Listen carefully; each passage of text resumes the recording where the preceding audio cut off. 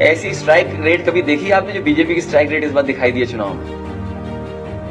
अभी तक के चुनावों में किसी भी पॉलिटिकल पार्टी की ऐसी स्ट्राइक रेट देखी आपने?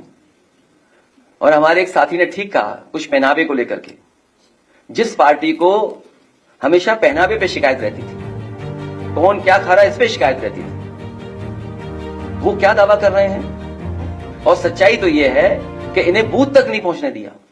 इनकी उंगलियों पे निशानी नहीं है। चंडीगढ़ में आपने धांधली नहीं देखी, सीसीटीवी नहीं होता अगर, तो क्या वो आईएएस अधिकारी पकड़ा जाता? इसीलिए मैंने कहा कि नए तरह की ये इलेक्ट्रॉनिक वोटिंग मशीन से लूट और बूथ कैप्चरिंग है। आपको पहुंचने नहीं देंगे वहां तक। जो सीटों पर वोट डाला है, कितने संघर्ष के बाद वोट डाला है कार्यकर्ताओं ने।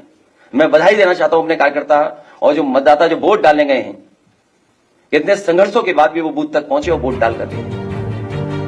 क्या बीजेपी के किसी कार्यकर्ता को रोका गया? ये उनकी स्ट्रेटेजी थी। आप एक एक बूथ उठा के देख लीजिए बीजेपी का, उन्होंने बूथ कैप्चर करके 90% से ज्यादा वोट डाल लिया अपने बूथ पर। हमारे बूथों पर कितने परसेंटेज है? 13%, 12%, 11%, और उनके बूथ में 90% वोट पड़ गया। एक ही जिले में, एक ही विधानसभा में।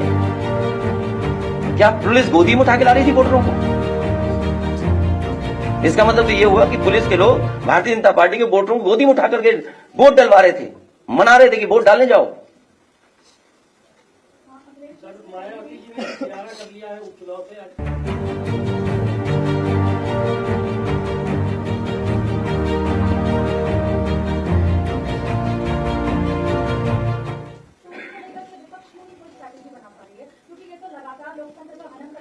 अभी 24 की स्ट्रेटेजी नहीं देखी, वही हार अभी तक स्वीकार नहीं कर पा रही बीजेपी।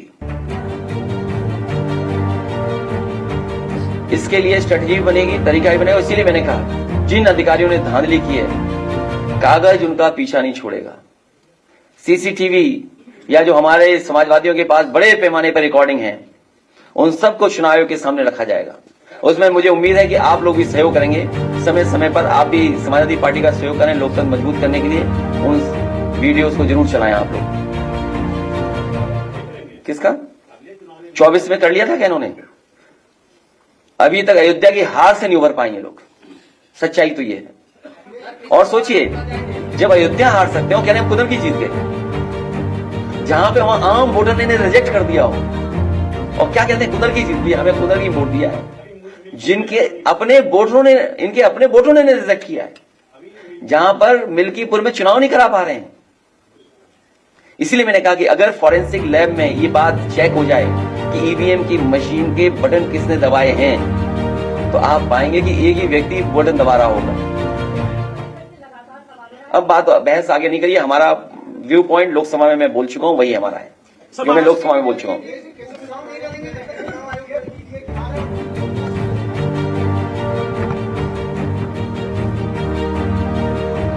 बेहाल है वो।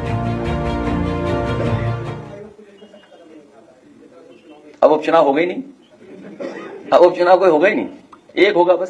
सर महाराष्ट्र और झारखंड चुनाव परिणामों पर क्या कहेंगे सर? मैं आपको कई बार यहां कह चुका हूं और लोकसभा में मैंने अपना पक्ष रख दिया था, फिर मैं कहता हूं आपसे, जर्मनी के बारे में, और जर्मनी हमसे न जाने कितना आगे हर चीज में, तकनीक में, आम लोग जो वहां के पढ़े लिखे हैं उनके जानकारी के बारे में।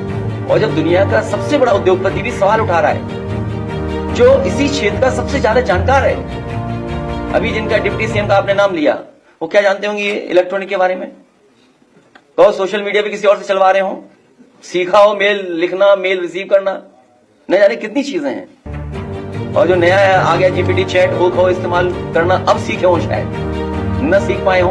उसमें ऐसी फौज है उस दल में ऐसे लोगों की। खैर, तो जर्मनी जैसा देश ये कहता है कि ईवीएम से वोट पड़ना उनके देश में अनकॉन्स्टिट्यूशनल है। आप बैठे हुए सब लोग देख लो, गूगल करिए आप लोग सब, वाईफाई आपके लिए फ्री है यहां पर, आप गूगल करिए, देखिए क्या जर्मनी में ये व्यवस्था है कि नहीं है। जब जर्मनी जैसा देश ईवीएम को स्वीकार नहीं कर रहा है, तो जो दल सवाल उठा रहे हैं स्वाभाविक है। जिस जीत के पीछे छल होता है, वो दिखावटी जीत का छलावा होता है। जो सबसे ज्यादा उस जीत को छलती है, जिसके छल करके जीत का नाटक रचा है, ये पूरा नाटक है इनका, भारतीय जनता पार्टी का। ये जश्न मनाना, लड्डू के नीचे लड्डू को रखने वाली जो वो थोड़ा बहुत जो मिठाई वाले लगाते हैं, बिना हटाए लड्डू खिला देना, ये सब नाटक था। ऐसी जीत जीतने वालों को कमजोर करती है, नैतिक रूप से उनके जमीर को मार देती है। बिना जमीर के जीने वाले अंदर से खोखले होते हैं। ऐसे लोग सबके सामने अपने को ताकतवर दिखाने की कोशिश करते हैं, लेकिन अकेले में आईने में अपना मुंह देखने से भी डरते हैं। भाजपा का हारने का डर तो उसी दिन साबित हो गया था जिस दिन उसने पीडीए के अधिकारी कर्मचारियों को चुनाव से हटा दिया था, जिससे इनके अपने लोग वहां सेट किए जा सकें और धांधली की गवाही देने वाला कोई न हो। हमने तो भाजपा की बदनीयत को समझकर तब ही विरोध किया था, लेकिन जब शासन प्रशासन ही दुशासन बन जाए तो लोकतंत्र के चीरहरण को कौन रोक सकता है।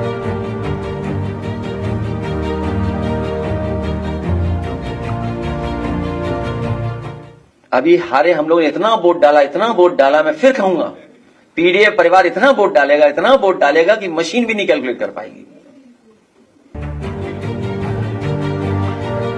कभी कभी कुछ छोड़ देते हैं कुछ लोग। देखिए, मैं इस पे बहस में नहीं उलझना चाहता हूं कि कहां क्या है। हमारा एकदम क्लियर है उसमें विपण कि हम इसके खिलाफ हैं, इस व्यवस्था के खिलाफ है। चुनाव आयोग ने निष्पक्ष चुनाव नहीं करा पाया, तो क्या लगता है आप इतनी चीजें लेके जाएंगे सीसीटीवी फुटेज? हमें व्यवस्था पे सिस्टम को तो स्ट्रेंथन करना हमारी आपकी दोनों जिम्मेदारी है। देखिए, ये पक्ष आपका ठीक है, लेकिन हमें और आपको जब मौका मिले इंस्टीट्यूशन कैसे बेहतर हो, इंस्टीट्यूशन को कैसे स्ट्रेंथन करना, ये काम करना पड़ेगा। और उस इंस्टीट्यूशन में जो खराब लोग हैं उन्हें समय समय पर कटघरे में खड़ा करना पड़ेगा।